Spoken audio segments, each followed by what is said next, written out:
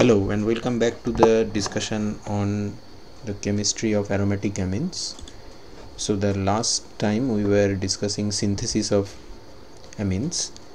সেখানে আমরা দেখেছিলাম যে অ্যামোনিয়ার অ্যালকাইলেশনটা জেনারেলি ফেভারেবল টেকনিক নয় because of over alkylation problem. সেটাকে সলিউশন করার জন্য আমরা অ্যামোনিয়ার এমন ডেরিভেটিভস নিচ্ছিলাম যেখানে একটা বা দুটো ভ্যালেন্সি ব্লকড রয়েছে এবং তারপর একবার বা দুবার অ্যালকাইলেশন করে আমরা সেই ভ্যালেন্সি যেটা দিয়ে ব্লক করা আছে সেটাকে সরাচ্ছি। একটা টিপিক্যাল এক্সাম্পল হচ্ছে গ্যাব্রিয়েল থেলিমাইড সিনথেসিস। তো ওভার অ্যালকাইলেশন প্রবলেমকে আমরা অন্যভাবেও ওভারকাম করতে পারি যদি আমরা আমাদের অ্যামিন বানানোর সময় স্টার্টিং মেটেরিয়ালের সঙ্গে এমন ইলেকট্রোফাইলের রিয়াকশান করি যেখানে প্রোডাক্টটা রিলেটিভলি লেস নিউক্লিওফিলিক এবং ফার্দার রিয়াকশান করবে না, অ্যালকাইলেশন রিয়াকশান বা অন্য ধরনের ইলেকট্রোফাইলের সঙ্গে রিয়াকশানে পার্টিসিপেট করবে না, তাহলে সেই প্রোডাক্টটাকে ম্যানিপুলেট করে যদি আমরা অ্যামিনে পৌঁছতে পারি তাহলে আমাদের কাজ হবে। যেমন আমরা যদি একটা প্রাইমারি বা সেকেন্ডারি অ্যামিন নিয়ে সেখান থেকে অ্যাসাইল ক্লোরাইড দিয়ে রিয়াকশান করি, তার সাথে অ্যাসাইল ক্লোরাইডের রিয়াকশান করি, তাহলে নিউক্লিওফিলিক অ্যাডিশন এলিমিনেশন রিয়াকশান হবে। নাইট্রোজেনের লোন পেয়ার এখানে অ্যাটাক করে এখানে টেট্রাহাইড্রাল ইন্টারমিডিয়েট হবে, সি ডাবল বন্ডেড ও রিফর্ম হবে এবং ক্লোরাইড লিভ করবে, কারণ that is the best living group available. আমি সেখান থেকে একটা অ্যামাইড পাবো। এই অ্যামাইড জিনিসটার নাইট্রোজেনের লোন পেয়ার আছে, কিন্তু অ্যামাইড স্টার্টিং অ্যামিনের মতো অত নিউক্লিওফিলিক নয় বিকজ তার নাইট্রোজেনের লোন পেয়ার কনজুগেশনে আছে with the C double bonded O. The electron withdrawing influence of the carbonyl will reduce the availability of the nitrogen lone pair towards external electrophiles and therefore এটা further ইলেকট্রোফাইলের সঙ্গে খুব forcing condition ছাড়া reaction করে না। একে যদি আমরা reduction করতে পারি, say for example with lithium aluminium hydride দিয়ে and then work it up with H3O+ to remove the aluminum salt, we will end up with a CH2N fragment which could be, যদি আমরা এখানে primary amine নিই তাহলে এটা হবে secondary, যদি আমরা এখানে সেকেন্ডারি নিই তাহলে এটা হবে টার্সিয়ারি। আরেকটা টেকনিক হচ্ছে কার্বনিল কম্পাউন্ডের সঙ্গে প্রাইমারি কিংবা সেকেন্ডারি অ্যামিনের রিয়াকশান করে ইমিন কিংবা ইমিনিয়াম সল্ট তৈরি করা। যদি আমরা প্রাইমারি অ্যামিন নিই তাহলে এখানে একটা হাইড্রোজেন থাকবে, সেক্ষেত্রে আমরা এখানে একটা ইমিন পাবো। আর যদি আমরা সেকেন্ডারি অ্যামিন নিই তাহলে এখানে দুটো আর গ্রুপ থাকতে পারে, সেক্ষেত্রে আমরা এই জায়গাটাতে একটা ইমিনিয়াম সল্ট পাবো। এই ইমিনিয়াম সল্টে অবভিয়াসলি নাইট্রোজেনের মাথায় কোনো লোন পেয়ার নেই এবং সেটা নাইট্রোজেনের মাথায় প্লাস চার্জ আছে এবং সেক্ষেত্রে ওটার নিউক্লিওফিলিসিটি নিয়ে আমাদের ভাবার দরকার নেই। কিন্তু যদি আমি প্রাইমারি অ্যামিন থেকে শুরু করি তাহলে ইমিন তৈরি হবে। সেই ইমিনের নাইট্রোজেনের মাথায় লোন পেয়ার থাকলেও স্টার্টিং অ্যামিনের থেকে ইমিনের নিউক্লিওফিলিসিটি অনেক কম। দ্যাট ইজ বিকজ আমাদের নাইট্রোজেনটার লোন পেয়ারটা sp2 হাইব্রিড অরবিটালে থাকবে কম্পেয়ার টু এখানে বা এখানে যেটা নাকি sp3 হাইব্রিড অরবিটালের উপরে থাকে। তো এই ইমিনটা ফার্দার ইলেকট্রোফাইলের সঙ্গে জেনারেলি রিয়াকশান করে না, বা ইমিনিয়াম তো করেই না। এবার ইমিন বা ইমিনিয়ামকে আমরা যদি রিডাকশান করি তাহলে আমরা সেখান থেকে সেকেন্ডারি বা টার্সিয়ারি অ্যামিন পেতে পারি। এখানে যদি আমরা প্রাইমারি অ্যামিন নিই তাহলে এখানে আমরা সেকেন্ডারি অ্যামিন পাবো, এখানে যদি সেকেন্ডারি অ্যামিন নিই তাহলে আমরা এখানে টার্সিয়ারি অ্যামিন পাবো। সো আমাদের রেট্রোসিনথেটিক অ্যানালিসিসের সময় আমরা এইভাবে ভাবতে পারি যে আমাদের কাছে যদি একটা অ্যামিন এরকম থাকে যেখানে CH2N ফ্র্যাগমেন্টটা আছে, এখানে দুটো আর গ্রুপ থাকতে পারে বা একটা আর গ্রুপ একটা H গ্রুপ থাকতে পারে, তাহলে আমরা ভাবতে পারি যে এইটা আমরা পেয়েছি একটা রিডাকশান করে সি ডাবল বন্ডেডও। তাহলে এইখানটায় আমরা এরকম লিখতে পারি ফাংশনাল গ্রুপ ইন্টারকনভার্সন। ফাংশনাল গ্রুপ ইন্টারকনভার্সন মানে আমাদের দেওয়া আছে যে ফাংশনাল গ্রুপটা CH2টা মিথিলিনটা, ওটাকে আমরা কনভার্ট করলাম to carbonyl because that facilitates our disconnection. এইখানটাতে ডিসকানেকশানটা is not very easy. In that case just alkylation reaction would have to be done and alkylation করলেই সেখানে একটা ওভার অ্যালকাইলেশনের প্রবলেম থেকে যাবে। এখানে সে প্রবলেমটা আর থাকছে না বিকজ আমি এখানটাতে কার্বনিল নিয়ে এসেছি। এবং এই জায়গাটাতে জেনারেলি যেটা করা হয়েছে, অর্থাৎ এইখান থেকে এইখানে যাওয়ার জন্য যেটা করতে হবে সেটা লেখা হয়, এখানে লেখা হয় রিডাকশান। তো FGI রিডাকশান করলে আমরা অ্যামাইড টার্গেট পেলাম, আমাদের ডিভাইস টার্গেট অ্যামাইড হলো।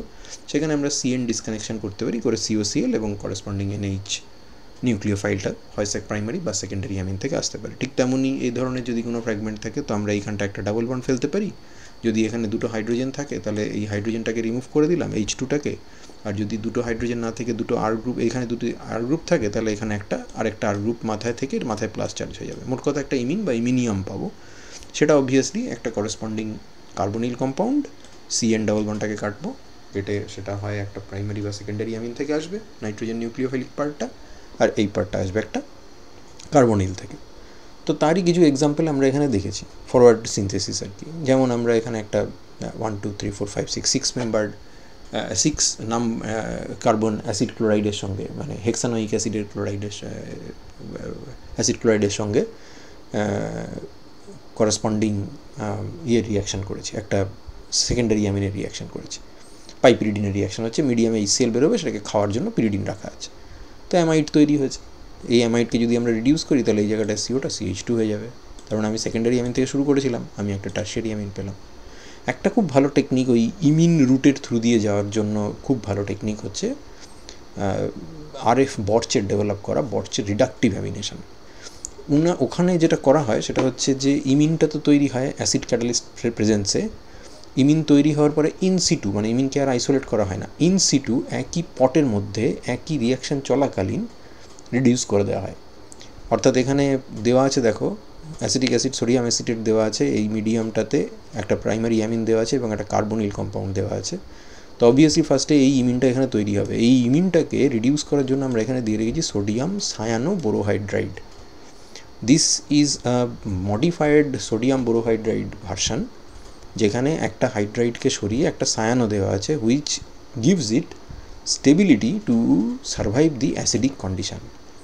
এই রিয়াকশানের পিএইচ খুব কেয়ারফুলি আইডিয়ালি কন্ট্রোল করতে হয়, এটাকে পিএইচটা 6 to 7 রাখতে হয়। 6 to 7 রাখলে কি হয়, কার্বনিলের প্রোটোনেশনটা হয় না, কিন্তু ইমিনের প্রোটোনেশন হয়ে বসে থাকে, কারণ nitrogen more basic compare to oxygen, less electronegative, more basic. তাহলে এই জায়গাটা যদি প্রোটোনেশন করো তাহলে এইখানটায় মাথায় ওর প্লাস চার্জ চলে এলো, এই নাইট্রোজেনের মাথায় প্লাস চার্জ চলে এলো, ইমিনিয়াম ফর্মে আছে সোডিয়াম সায়ানোবোরোহাইড্রাইড, যেটা সায়ানাইডের প্রেজেন্সে অ্যাসিড মিডিয়ামে তার স্টেবিলিটি অনেক বেড়ে গেছে, তো সে এখানে হাইড্রাইড ডোনেট করতে পারে। যদি হাইড্রাইড ডোনেট করে তাহলে এই আমরা এখান থেকে আলটিমেটলি এই সেকেন্ডারি অ্যামিনটা পাবো। কিন্তু যদি কোনো কারণে পিএইচটা নেমে যায়, পিএইচটা যদি খুব নেমে যায়, 6 to 7 বদলে যদি পিএইচটা 3 to 4 হয়ে যায়, তখন কিন্তু কার্বনিল প্রোটোনেটেড হওয়া শুরু করে। এটা তো প্রোটোনেটেড হবেই, তখন কার্বনিলও প্রোটোনেটেড হতে শুরু করে, এবং কার্বনিল যদি প্রোটোনেটেড হয় তাহলে ইমিনিয়ামের থেকে কার্বনিলের ইলেকট্রোফিলিসিটি কিন্তু বেশি, তার কারণ অক্সিজেনের ইলেকট্রনের খিদে বেশি নাইট্রোজেনের তুলনায়, ফলে হাইড্রাইড ট্রান্সফার তখন এইখানে হবে এবং স্টার্টিং মেটেরিয়ালটা তখন রিডিউসড হয়ে সেকেন্ডারি অ্যালকোহলে কনভার্টেড হওয়া শুরু হবে, which we don't want. So খুব কেয়ারফুলি কন্ট্রোল করা হয়, পিএইচটাকে কন্ট্রোল করার জন্য এখানে সোডিয়াম অ্যাসিটেট দেওয়া থাকে, আর সোডিয়াম সায়ানোবোরোহাইড্রাইড এখানে ইউজ করা হয়। সোডিয়াম বোরোহাইড্রাইড ইউজ করলে হবে না, কারণ সোডিয়াম বোরোহাইড্রাইড এই অ্যাসিডিক রিয়াকশন মিডিয়ামকে সার্ভাইভ করতে পারবে না। সোডিয়াম সায়ানোবোরোহাইড্রাইডের স্টেবিলিটির কারণটা হচ্ছে যে বোরনের ওপরে তুমি একটা ইলেকট্রন উইথড্রয়িং গ্রুপ রেখে দিয়েছো, এবার তার মানে তখন হাইড্রাইড ট্রান্সফার করতে ওর প্রবলেম হবে। ঠিক তেমনই একই জিনিস করা যায় যদি আমরা NaBH-OAC3 নিই, which is another acid stable variant. এই কারণে এখানে তোমার HCN গ্যাস বেরোনোর একটা চান্স থাকে, এখানে অ্যাসিডিক অ্যাসিড বেরোবে, সেটা রিলেটিভলি অনেক ইনকুয়াস, তো সেই জন্য এই ভার্সানটাও তুমি ইউজ করতে পারো। দুটো ক্ষেত্রেই আমরা বোরনের ওপরে ইলেকট্রন উইথড্রয়িং গ্রুপ রেখে দিয়েছি, এখানে OCO গ্রুপ রাখা আছে, এখানে C ট্রিপল বন্ডেন গ্রুপ রাখা আছে। ওকে, তো এই যে জিনিসটা, এটাকে বলা হয় রিডাকটিভ অ্যামিনেশন। তার কারণ প্রথমে আমরা ইমিন ফর্ম করছি এবং সেই ইমিনকে রিডিউস করে আমরা অ্যামিনে কনভার্ট করছি, তাই এটার নাম দেওয়া হয় রিডাকটিভ অ্যামিনেশন। এটা বর্চের তৈরি করা, তাই এর নাম দেওয়া হয়েছে বর্চ রিডাকটিভ অ্যামিনেশন। তো বর্চ রিডাকটিভ অ্যামিনেশনে যে টেকনিকটা ইউজ করা হয়েছিল সেটা কিন্তু কনসেপচুয়ালি নতুন টেকনিক নয়, এই টেকনিকে অনেক দিন ধরেই রিয়াকশান হচ্ছে। যেমন একটা বিখ্যাত রিয়াকশান আছে এসচুয়েলার-ক্লার্ক মিথাইলেশন, এবং এসচুয়েলার-ক্লার্ক মিথাইলেশন বেসিক্যালি এই ভদ্রলোকের ডেভেলপ করা, হান্স থ্যাচার ক্লার্কের, যে ক্লার্কের handbook generations of organic chemists ল্যাবরেটরিতে ইউজ করে এসছে। তো সেই এসচুয়েলার-ক্লার্ক মিথাইলেশনের গল্পটাও এরকম যে সেখানে আমরা প্রাইমারি অ্যামিন থেকে সেকেন্ডারি বা প্রাইমারি অ্যামিন থেকে টার্শিয়ারি অ্যামিন বানাতে পারি, এবং বেসিক্যালি মিথাইল ইনক্লুডেড হয়, মিথাইলেশন মানে মিথাইল ঢুকবে আর কি। মিথাইলের সোর্স হিসেবে, এই সিঙ্গেল কার্বন ইলেকট্রোফাইলের সোর্স হিসেবে আমরা ব্যবহার করি ফর্মালডিহাইডকে, আর রিডিউসিং এজেন্ট হচ্ছে ফর্মিক অ্যাসিড। দুটোকে মিশিয়ে, ফর্মালডিহাইড ফর্মিক অ্যাসিড মিশিয়ে তার সঙ্গে অ্যামিনটা দিয়ে গরম করলে আমাদের ডিপেন্ডিং আপন কতটা ফর্মালডিহাইড দিয়েছি সিঙ্গেল মিথাইলেশন কিংবা ডাবল মিথাইলেশন হতে পারে। আদার রিডিউসিং এজেন্টও ইউজ করা যায়, হাইড্রোজেন, প্ল্যাটিনাম ইত্যাদি এসবও ব্যবহার করা যায়, কিন্তু ক্লাসিক রিয়াকশানটা ফর্মিক অ্যাসিড দিয়ে হয়। তো যদি আমি দুবার করি, অর্থাৎ ফার্স্টে একবার মিথাইল ঢোকানোর পরে যদি আরও ফর্মালডিহাইড ঢোকানো থাকে, তাহলে ফর্মালডিহাইড যদি মিডিয়ামের দেওয়া থাকে তাহলে সেকেন্ড মিথাইলেশনও হতে পারে, ফলে RNH2 থেকে আমরা RNHMA পেতে পারি, তারপর সেখান থেকে RNME2 পেতে পারি। তো সবই এগুলো করা যায়। এবার মেকানিজমটা কি? মেকানিজম হওয়ার জন্য তো ফার্স্টে এখানটাতে RnH2 থেকে ফর্মালডিহাইডের সঙ্গে রিয়াকশান আছে, ফর্মালডিহাইড ইজ ভেরি ইলেকট্রোফিলিক, তো অ্যাটাক করবে, করে একটা অ্যামিনাল তৈরি হলো NHCH2OH। এখানে ফর্মিক অ্যাসিড আছে, প্রোটনেশন করলো OH-কে, প্রোটনেশন করার পরে নাইট্রোজেনের লোন পেয়ার দিয়ে অ্যাসিস্টেড হলো, হয়ে OH2+ বেরিয়ে গেল, আমি এখানটা একটা ইমিনিয়াম পেলাম। মিডিয়ামে অ্যাসিড আছে, ইমিনিয়াম তৈরি হতে কোনো অসুবিধে নেই। ফর্মিক অ্যাসিড ডিপ্রোটনেটেড হয়ে নিজে ফর্মেট হয়েছে, এই ফর্মেটটা কার্বন ডাইঅক্সাইড লিবারেট করতে পারে এবং এই হাইড্রাইডটাকে ডোনেট করতে পারে। যদি করে তাহলে এখান থেকে আমি RnH আমি পেয়ে যাবো। যদি মিডিয়ামে আরও ফর্মালডিহাইড থাকে তাহলে এই মলিকিউলটা ফার্দার রিয়াক্ট করতে পারে, যদি ফার্দার রিয়াক্ট করে তাহলে সেখানটায় আরেকটা অ্যামিনাল তৈরি হবে, এই অ্যামিনালটা ফার্দার ডিকম্পোজ করে আরেকটা ইমিনিয়াম হবে এবং এই ইমিনিয়ামটা আরেকটা হাইড্রাইড অ্যাকসেপ্ট করে সেকেন্ড মিথাইলেশনটাও অ্যাচিভ করে ফেলতে পারে। নাও এরপর কি ফার্দার রিয়াকশান হতে পারে? অর্থাৎ এখান থেকে কি আমি আরেকটা মিথাইল ঢুকিয়ে RnMe3+ কোয়াটার্নারি অ্যামোনিয়াম সল্ট পেতে পারি? সেটা আমরা পেতে পারি না, তার কারণ এই নাইট্রোজেনটা যদি ফার্দার এর সঙ্গে রিয়াকশান করে তাহলে RnMe2CH2OH হবে এবং এর মাথায় প্লাস চার্জ চলে আসবে। এখান থেকে আমি জলকে বার করতে পারবো না, বিকজ নাইট্রোজেনের মাথায় আর লোন পেয়ার নেই। খেয়াল করে দেখো, এই নাইট্রোজেনের লোন পেয়ার জলের ডিপারচারে হেল্প করছে, এই নাইট্রোজেনের লোন পেয়ার জলের ডিপারচারে হেল্প করছে, ফলে এখানে আর ফার্দার N-ডাবল-বন্ডেড C তৈরি হওয়ার কোনো চান্সই নেই যদি না তুমি মিথাইলের সাথে কার্বনের বন্ডটা ব্রেক করো। That's not easy under this reaction condition, কাজে এখানে আর ফার্দার কোনো ইমিনিয়াম তৈরি হবে না। যদি ইমিনিয়াম তৈরি না হয় তাহলে আমরা সেখান থেকে 3 নম্বর মিথাইলটা ঢোকানোতে ব্যর্থ হব, সেটাতে আমরা করতে পারবো না। Third methyl can not be incorporated, so quaternary ammonium salts can not be generated. এইরকমই আরেকটা রিয়াকশান ছিল যেটার নাম হচ্ছে লিউকার্ট-ওয়ালাচ রিয়াকশান।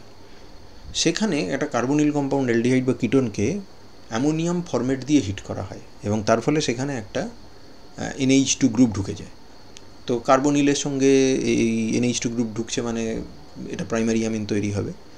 ফার্স্টে অ্যামোনিয়াম ফরম্যাট আছে, অ্যামোনিয়াম ফরম্যাটকে খুব জোরে হিট করলে সেখান থেকে ফর্মিক অ্যাসিড আর অ্যামোনিয়া তৈরি হতে পারে যদি ইকুইলিব্রিয়ামটা এদিকেই থাকে। এই যে অ্যামোনিয়াটা রিয়াকশান মিডিয়ামে বেরিয়ে এলো, সেটা এই ফর্মিক অ্যাসিডের অ্যাসিড ক্যাটালিস্টের প্রেজেন্সে কার্বনিলের সঙ্গে কন্ডেন্স করে অ্যাডিশন এলিমিনেশন রিয়াকশানের মাধ্যমে জলকে এলিমিনেট করে ইমিনিয়াম তৈরি করলো। ফর্মেট তো আছে মিডিয়ামে, তো এই ফর্মেট এবার হাইড্রাইড ডোনেট করলে এই CN-ডাবল-বন্ড রিডিউসড হয়ে গিয়ে আমরা প্রাইমারি অ্যামিন পেয়ে গেলাম। তো এটাও আরেকটা রিডাকটিভ অ্যামিনেশনের উদাহরণ। তো এখানে আমরা ওই রকম দুটো পরপর রিডাকটিভ অ্যামিনেশন করেছি অ্যাসিটোফেননের উপরে অ্যামোনিয়াম অ্যাসিটেট দিয়ে বা অ্যামোনিয়াম ক্লোরাইড দিয়ে, সেখানে this is a source of NH3 ammonia, আর এখানে দেওয়া আছে হচ্ছে সোডিয়াম সায়ানোবোরোহাইড্রেট, pH 6 মেনটেন করা আছে। তাহলে এখানে ফার্স্টে NH হবে, pH 6-এ এটা প্রোটনেটেড হয়ে NH2+ হবে, সোডিয়াম সায়ানোবোরোহাইড্রেট এখানে হাইড্রেট ডোনেট করবে, so we will get PHCHMe NH2, so the primary amine is generated.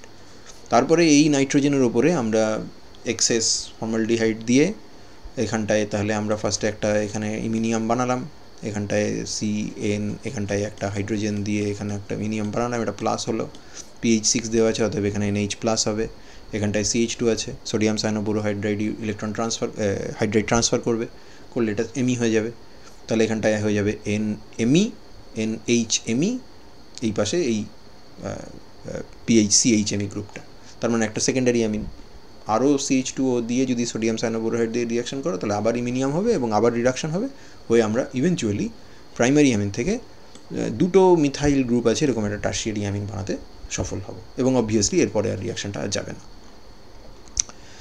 এছাড়া আর কিছু, যেমন একটা টিপিক্যাল এক্সাম্পল হচ্ছে নিওপেন্টাইল অ্যামিন। এই নিওপেন্টাইল অ্যামিন বানানো হেভি শক্ত, তার কারণ তুমি যদি ভাবো যে আমি এখানে ডিসকানেক্ট করে এখানটায় CH2X নেবো আর এখানে অ্যামোনিয়া নেবো, তো ফার্স্ট অফ অল অ্যামোনিয়ার ওভার অ্যালকাইলেশন প্রবলেম তো আছেই, কিন্তু এইখানে আরেকটা স্পেশাল প্রবলেম আছে, সেটা যে SN2 রিয়াকশান নিওপেন্টাইল হ্যালাইডের উপরে হয়ই না, ভেরি ভেরি ভেরি ব্যাড। SN1ও হয় না বিকজ প্রাইমারি কার্বোক্যাটায়ন তৈরি হয়। সো এটা বানানোর উপায় হচ্ছে পিভালিক অ্যাসিড নাও, সেখান থেকে পিভালামাইড বানাও, পিভালামাইডের এই CO গ্রুপটাকে জাস্ট রিডাকশন করে দাও, তাহলেই তুমি নিওপেন্টাইল অ্যামিন পেয়ে যাবে। আরও ভালো হচ্ছে এই CH2NH2কে তৈরি করার জন্য এখানটায় সায়ানাইড যদি ইউজ করতে পারো তো সায়ানাইড আরও ভালো। যেমন এক্সাম্পল ধরা যাক, তুমি যদি C-ট্রিপল-বন্ডেড নাও তাহলে হাইড্রোজেন প্ল্যাটিনাম অক্সাইডের প্রেজেন্সে, অ্যাসিড ক্যাটালিস্টের প্রেজেন্সে অথবা lithium aluminium hydride try ether দিয়ে তুমি এটাকে CH2NH2 করতে পারো। এক্সাম্পল দেখি, অ্যানিলিন থেকে বলেছে বেঞ্জাইল অ্যামিন বানাও, তার মানে আমার 1 কার্বন ওঠাতে হবে এবং প্রাইমারি অ্যামিন বানাতে হবে, তো এটাকে আমি ফার্স্টে ডায়াজোটাইজ করে নেবো। ডায়োটাইজ করে নিলে আমি জানি যে এই N2 প্লাসটা অ্যাকোমোডেট করতে পারে সায়ানাইডকে বাই স্যান্ডমায়ার রিয়াকশন, CuCN KCN দিলে এখানে সায়ানাইড ঢুকে যাবে। এই যে C ট্রিপল বন্ড N ঢুকলো, আমরা জানি যে this is equivalent to CH2NH2 provided we can do a reduction. তা হাইড্রোজেন প্ল্যাটিনাম কার্বন দিয়ে রিডাকশন করো, হয়ে গেল বেঞ্জাইল অ্যামিন। যদি এই ধরনের কম্পাউন্ড বানাতে বলে beta phenyl ethyl amine, so basically this can come from cyanide, so this is a benzyl cyanide. তো বেনজাইল সায়ানাইড বানাতে পারলে হবে আমার স্টার্টিং মেটেরিয়াল যদি টলুইন হয়, তাহলে তার সাইড চেনে হ্যালোজেনেশন করার জন্য আমরা বেনজাইলিক হ্যালোজেনেশন করার জন্য SOCl2 দিয়ে রিয়াকশন করতে পারি, বা NCS N-ক্লোরোসাক্সিনিমাইড দিয়ে রিয়াকশন করতে পারি, তাহলে এখানটায় বা জাস্ট ক্লোরিন HNu দিয়ে রিয়াকশন করতে পারি, তাহলে CH2Cl হয়ে গেল। আর এটা যেহেতু বেনজাইলিক এবং প্রাইমারি, তাহলে এখানে অ্যাকুয়াস অ্যালকোহলিক পটাশিয়াম সায়ানাইড দিয়ে আমরা SN2 রিয়াকশন সহজেই অ্যাচিভ করতে পারবো, and therefore it remains just a matter of simple reduction to convert it to the corresponding beta phenyl ethylamine. Okay, এই কনসেপ্টগুলোরই আরও একটা অ্যাডভান্স ফর্ম হচ্ছে আমি যদি ইমিন না নিয়ে অক্সিম নিই, এবং কার্বনিল থেকে অক্সিম তৈরি করা বেশ সোজা, কারণ কার্বনিলের মধ্যে প্রপার অপটিমাম pH কন্ডিশনে যদি আমি হাইড্রোক্সিলামিন হাইড্রোক্লোরাইড দিই তাহলে অক্সিম হবে। সেই অক্সিমটা লিথিয়াম অ্যালুমিনিয়াম হাইড্রাইডের সঙ্গে রিডিউসিং এনভায়রনমেন্টে রিডিউসড হয়ে গিয়ে আলটিমেটলি এখানে NH2 তৈরি হবে, বা হাইড্রোজেন নিকেল দিয়েও আমরা করতে পারি, লিথিয়াম অ্যালুমিনিয়াম হাইড্রাইড দিলে ওয়াটার দিয়ে ওয়ার্কআপ করতে হবে। তো যেমন ধরো সাইক্লোহেক্সাইলামিন বানানোর জন্য আমরা সাইক্লোহেক্সানোন থেকে শুরু করেছি, এখানে C double bonded N establish করলাম বাই ফর্মিং দি অক্সিম, এবং তারপর লিথিয়াম অ্যালুমিনিয়াম হাইড্রাইড দিয়ে রিডিউস করে দিলাম, right. Primary amine attached to tertiary carbon, এগুলো আমরা এর আগে অলরেডি দেখেছি। Tertiary butyl amine, tertiary butyl amine যে টার্সিয়ারি বিউটাইল গ্রুপ আছে, তো পিনাকলন দিয়ে ঢোকো, অ্যাসিটন নাও, পিনাকল বানাও, পিনাকোলন করো, হপম্যান ডিগ্রেডেশন করো, হ্যালোফর্ম করো, করে পিভালিক অ্যাসিড বানাও, পিভালিক অ্যাসিড থেকে ভায়া অ্যাসিড ক্লোরাইড পিভালামাইড বানাও, তারপর হপম্যান ডিগ্রেডেশন করে দাও। এটা একটা টেকনিক হতে পারে। আরেকটা ভালো টেকনিক হচ্ছে Ritter reaction, tertiary butyl cation তৈরি করো, either starting from isobutylene or tertiary butanol. যদি টার্সিয়ারি বিউটানল নাও তাহলে OH2 প্লাস হয়ে বেরিয়ে যাবে, আর যদি আইসোবিউটিলিন নাও তাহলে রেডিও সিলেক্টিভ প্রোটনেশন হবে, এখানে মিডিয়ামে H2SO4 দেওয়া আছে। So either it is a dehydrating agent or a source of H+। MECN very bad nucleophile, nitrogen sp অবস্থায় আছে, লোন পেয়ারটা sp-তে আছে, বাট সুপার ইলেকট্রোফাইল কার্বোক্যাটায়নের প্রেজেন্সে অত খারাপ নিউক্লিওফাইলও নিউক্লিওফিলিসিটি শো করে। কোল্ডো রিয়াকশন N-অ্যালকিল নাইট্রিলিয়াম আয়ন তৈরি হলো, which is an intermediate encountered for Beckman rearrangement. জল অ্যাটাক করলো এখানে, ওয়াটার এখানে অ্যাটাক করলো, অটোমেটিক চেঞ্জ হলো, তারপর আমরা আলটিমেটলি পেয়ে গেলাম একটা N টার্সিয়ারি বিউটাইল অ্যাসিটামাইড, যার হাইড্রোলিসিস করলে এই পার্টটা হাইড্রোলাইজড হয়ে আমার এখান থেকে অ্যাসিটিক অ্যাসিড বেরিয়ে আসবে বা অ্যাসিটেট বেরিয়ে আসবে, আর এখান থেকে আমি টার্সিয়ারি বিউটাইল অ্যামিন পেয়ে যাব। আরেকটা টেকনিক মনে করে দেখো, নাইট্রোমিথেনের 3টে হাইড্রোজেনের রিলেটিভ অ্যাসিডিটিকে exploit করে 1 by 1 you can replace them by treating them with base and then introducing a methyl group, and finally you are ending up with a trimethylated nitromethane, and then you are basically reducing that NO2 to NH2.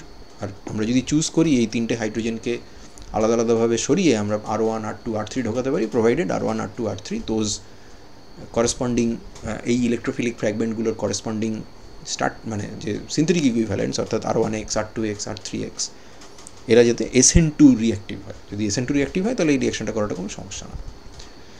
এবার finally এদের distinction কী করে করব, aliphatic primary amine, secondary amine এবং tertiary অ্যামিনের। এদেরকে basically NaNO2HCl দিয়ে distinction করা হয়, অর্থাৎ HNO2 দিয়ে ডিস্টিংশন করা হয়। HNO2 তো এমনি পাওয়া যায় না, সেটাকে বানাতে হয় NaNO2HCl দিয়ে, মানে মিডিয়ামে NO+ তৈরি হবে। NO+ তৈরি হলে প্রাইমারি অ্যামিনের ডাইজোটাইজেশন হবে, ডাইজোটাইজেশন হয়ে NH2টা N2+ হবে, এবং N2+ আমরা জানি অ্যালিফ্যাটিক কার্বনের সঙ্গে যখন থাকে তখন সেটা এক্সট্রিমলি লেবাইল, N2+ চট করে বেরিয়ে গিয়ে এখানে একটা ক্যাটায়ন তৈরি হয়।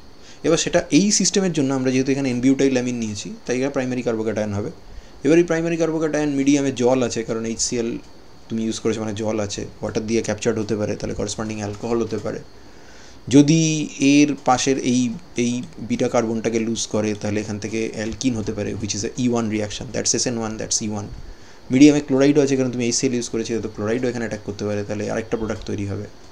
ওকে, এই সব কিছুর পাশাপাশি আরেকটা জিনিস হতে পারে, বিটা কার্বন থেকে হাইড্রাইড শিফট হতে পারে 1-2 শিফট যদি হয় ওয়াগনার-মিরুইন রিঅ্যারেঞ্জমেন্ট, তাহলে এখানে প্রাইমারি থেকে সেকেন্ডারি কার্বোক্যাটায়ন হবে। এই সেকেন্ডারি কার্বোক্যাটায়ন আবার সেম টাইপের SN1 অ্যাটাক ফেস করতে পারে, তাহলে corresponding secondary alcohol, secondary chloride এসব তৈরি হবে। এইখান থেকে প্রোটন লুজ করতে পারে, যদি লুজ করে তাহলে আমাদের সেট যে প্রোডাক্ট তৈরি হবে, এবং সেখানে ট্রান্সঅ্যালকিন, সিসঅ্যালকিন দুরকম পাবো, ট্রান্সঅ্যালকিনটা একটু বেশি পাবো প্রবাবলি। আবার যদি এই পার্ট থেকে প্রোটন যায় তাহলে আমরা সেই আগের মতো 1-বিউটিন পেয়ে যাবো, তার মানে E1 রিয়াকশনও হতে পারে। তার মানে হোর্ডস অফ ডিফারেন্ট প্রোডাক্টস তৈরি হতে পারে। এবং যেটা দেখা যায়, ডিসার্নেবল চেঞ্জ যেটা দেখা যায়, সেটা হচ্ছে এই নাইট্রোজেন গ্যাসটা বুদবুদের আকারে এফারভেসেন্স হয়ে বেরিয়ে আসে। It escapes the reaction medium in the form of bubbles. But what about secondary amines? We know that secondary amine ক্ষেত্রে HNO2 দিলে after the initial nitrosation the tautomeric change cannot happen. এখানে হয় কি করে, এখানে ফার্স্টে NH হয়ে N double bonded ও হয়, এখানে N ডাবল বন্ডেড ও হয়, N নাইট্রোসেশন হলো, তারপরে এই হাইড্রোজেনটা এখানে গেল, টটোমেরিক চেঞ্জ হয়ে এটা OH হয়ে গেল, এখানে N ডাবল বন্ড হলো, তারপরে এইখানটায় OH হলো, এই OH2টা OHটা প্রোটনেটেড হয়ে OH2 প্লাস হলো, এই নাইট্রোজেনের লোন পেয়ার পুশ করলো, অলরেডি ডাবল বন্ড ছিল, একটা বন্ড হলো, জল বেরিয়ে গেল। এখানে সেসব হবে না, তার কারণ ফার্স্ট নাইট্রোসেশনের পরে এখানে কোনো হাইড্রোজেন নেই যে টটোমেরিক চেঞ্জটা হবে। তাহলে এটা বেসিক্যালি N নাইট্রোসামিন হবে, এবং এটা দেখতে খানিকটা অয়েলের মতো, এবং এটা স্টিম ভোলাটাইল। এর উপরে একটা টেস্ট করে, যেন একটা নেম রিয়াকশন আছে, লিবারম্যানস নাইট্রোসো টেস্ট। একে কী করে, এক দানা ফেনল নেয়, একটা ক্রিস্টাল, ছোট্ট ফেনল নেয়, ছোট্ট ক্রিস্টাল নেয় ফেনলের, এবং তার সাথে কনসেন্ট্রেটেড সালফিউরিক অ্যাসিডের কয়েক ড্রপ দিয়ে হিট করলে গ্রিন সলিউশন হয়, যেটার মধ্যে অ্যাকুয়াস NaOH দিয়ে অ্যালকালাইন করলে সেটা ডিপ ব্লু কালার্ড হয়ে যায়। কী করে হয়? তো ফেনলের প্রেজেন্সে এবং অ্যাসিডের প্রেজেন্সে এই জিনিসটা ডিসোসিয়েট করে এখানে NO+ তৈরি করে, আর নিজে সেকেন্ডারি অ্যামিনটা হয়। ওর কাজ কিন্তু এখানেই শেষ হয়ে গেল, এই NO+টাকেও রিলিজ করলো। যে NO+ কিন্তু তুমি প্রাইমারি অ্যামিনের সাথে HNO2 রিয়াকশনের পরে আর রিলিজ করতে পারো না, এখান থেকে জাস্ট N2 বেরোয়, গ্যাস বেরোয়। এখানে কোনো গ্যাস ট্যাস বেরোয় না, কারণ নাইট্রোজেন তৈরিই হয় না। কিন্তু এখানে NO+ যেই বেরোলো, সেটা এবার এর কাজ কিন্তু শেষ, মানে সেকেন্ডারি অ্যামিনের কাজ শেষ, আর কিছু করে না। কিন্তু এই NO+টা ফেনলের সাথে রিয়াকশন করে, অ্যারোমেটিক ইলেকট্রোফিলিক সাবস্টিটিউশন করে প্যারানাইট্রোসোফেনল। এই প্যারানাইট্রোসোফেনলের একটা টটোমেরিক ফর্ম আছে, তুমি যদি একে শিফট করাও তাহলে তুমি পাবে অক্সিম, করেসপন্ডিং অক্সিম একটা পাবে। এই অক্সিমটা আবার আরেকটা ফেনলের সঙ্গে আবার একটা অ্যারোমেটিক ইলেকট্রোফিলিক সাবস্টিটিউশনে পার্টিসিপেট করে একটা জিনিস তৈরি করে, সেটা লাল কালার, সেটা হচ্ছে ইন্ডোফেনল। ইথানল মিডিয়ামে এটার কালার হচ্ছে রেড। মিডিয়ামে যেহেতু অ্যাসিড আছে, এই ইন্ডোফেনলটা করেসপন্ডিং প্রোটোনেটেড ফর্মে চলে যায়, and that has a green colour, যেটা তুমি এখানে দেখতে পাও।